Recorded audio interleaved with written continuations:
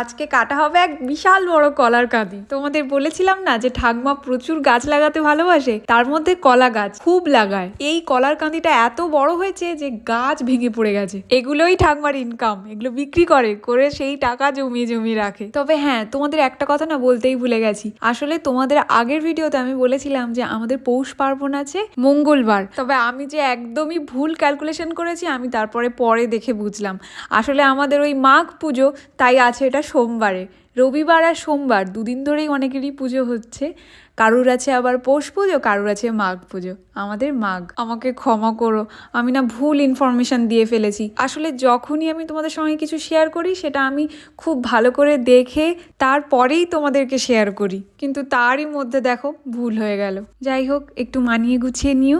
আজ রাতে আমাদের পুজো, কাল তোমাদের সঙ্গে শেয়ার করব। চলো, সবাই ভালো থাকো, সুস্থ থাকো। আজকে তাহলে আসি, দেখা হচ্ছে কাল।